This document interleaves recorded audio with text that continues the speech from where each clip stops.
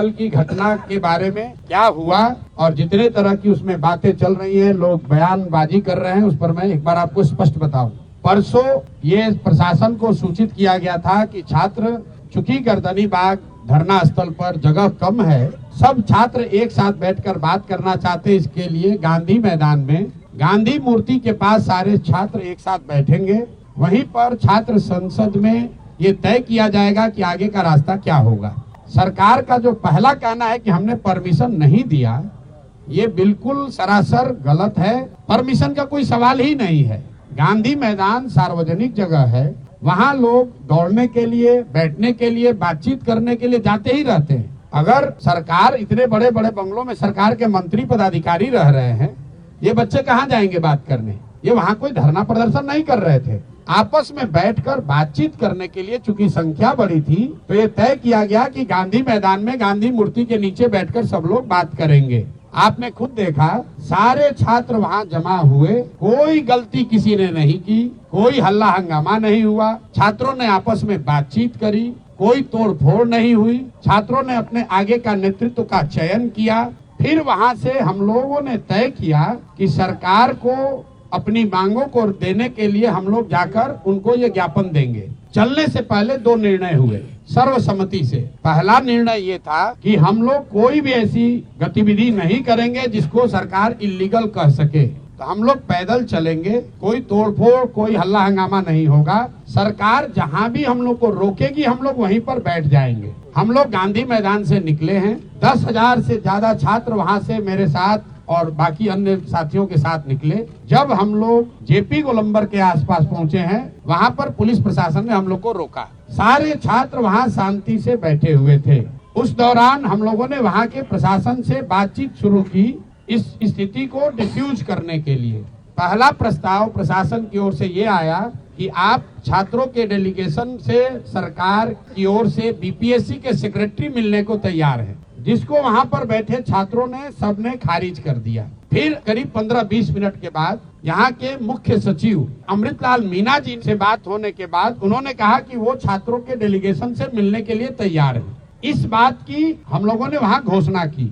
वहाँ से दो बातें हुई। एक तो पब्लिक एड्रेस सिस्टम बड़ा नहीं होने की वजह से, क्योंकि वहाँ बहुत बड़ा कोई माइक तो था नहीं, वहाँ पर ये घोषित किया हमने कि भाई 5 साथी आपके बीच से जो हमारे अगल बगल बैठे हैं, ये लोग मुख्य सचिव के यहाँ जाएंगे, बात करेंगे और जो नतीजा निकलेगा, अगर छात्रों के मनोनुकूल हो तो उसको स्वीकार किया जाएगा, अगर छात्रों के मनोनुकूल न हो तो फिर आगे का आंदोलन चलता रहेगा। वहाँ से मैंने छात्रों से अपील की कि सारे लोग, आप लोग चलिए, जिसको घर जाना है घर जाइए, जिसको वापस गांधी मैदान चलना है गांधी मैदान चलिए। वहां से मैं निकला हूं और बिस्कोमान पर मैंने फिर मीडिया के कई साथियों को वहां पर ये सारी बातें मैंने बताई है। फिर बिस्कोमान से गांधी मैदान वापस जाकर हम 45 मिनट तक बैठे रहे हैं। जो छात्र भी हमारी बात सुन पाए थे वो सब छात्र हमारे साथ वापस वहाँ गए। 10,000 से ज्यादा का जो क्राउड था, आधे से ज्यादा लोग चले गए। 1,000-2,000 लोग वहाँ टिके रहे। उसमें अलग अलग मत के लोग थे। कुछ लोगों का ऐसा मानना था कि भैया हम लोग यहाँ आ गए हैं, अब हम लोग पीछे नहीं हटेंगे, हम लोग को यहीं बैठे रहना है। कुछ लोग हम लोग की ओर से प्रयास कर रहे थे समझाने का कि भाई अगर आपको बैठना भी है तो चल के गांधी मैदान पर फिर बैठा जाए। हमने वहाँ बैठकर बुलाने की कोशिश भी की। कुछ छात्र नेता आए, कुछ नहीं आए। सिट आउट खत्म होने के 45 मिनट के बाद मुझे ये सूचना मिली कि पुलिस ने वहाँ पहले वाटर कैनन का प्रयोग किया और फिर छात्रों पर बर्बरतापूर्ण लाठी चार्ज किया गया है।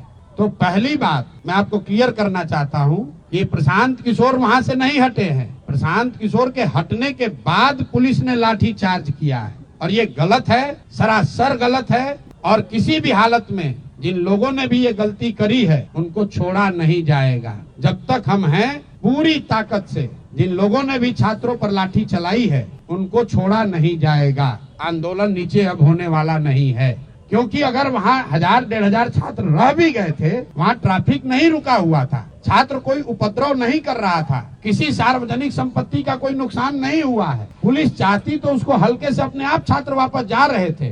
पुलिस ने जिस बर्बरता से लाठी चार्ज किया है, मुझे ऐसा लग रहा है ये पटना में 2-4 पुलिस अफसर, इनको नया हीरोइज्म करने का आदत हो गया है। तो आपके माध्यम से मैं बता रहा हूँ, आप लोगों ने सूचना दी है कि हम लोग पर FIR हुआ है।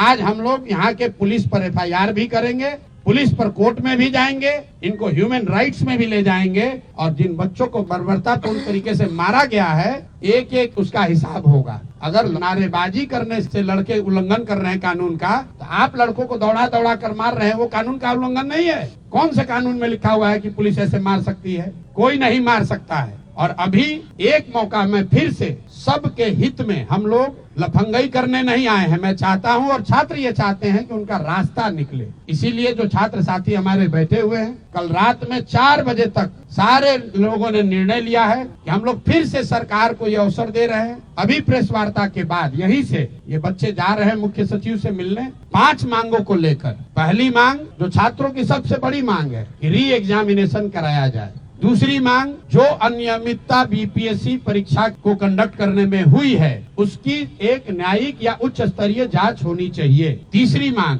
सोनू यादव जो लड़का इस पूरे प्रकरण में जिसने आत्महत्या कर ली, उसके परिवार को कम से कम 10 लाख रुपए की आर्थिक सहायता मिलनी चाहिए।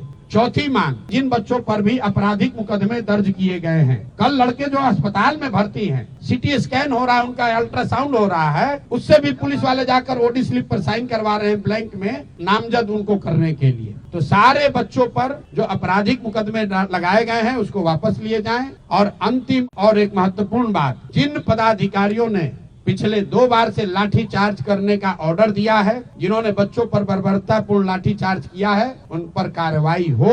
ये 5 मांग को लेकर ये साथी खुले मन से और अच्छे मन से सरकार के सबसे बड़े पदाधिकारी मुख्य सचिव से मिलने जा रहे हैं। हम लोग की अपेक्षा है कि सरकार इस मामले को यहीं पर खत्म करेगी, बच्चों की बात को मानेगी और बच्चे जो चाहते हैं जहां तक संभव हो सके उनकी बात को माना जाए। अगर सरकार नहीं मानेगी तो ये बच्चे, पूरे बिहार के युवा, जो लोग भी इन बच्चों के साथ सिंपैथी रखते हैं वो, और जो भी सरकार के इस लाठी तंत्र के खिलाफ हैं, वो सारे लोग पूरे राज्य में एक दिन भी हम लोग चैन से बैठने वाले नहीं हैं। और 2 जनवरी से अगर ये मामला नहीं निपटा तो मैं स्वयं प्रशांत किशोर, मैं इनडेफिनिट यहाँ पर धरने पर खुद बैठूंगा इन बच्चों के समर्थन में। इन 5 मांगों के समर्थन में कहीं एक कदम भी पीछे हटने का सवाल नहीं है।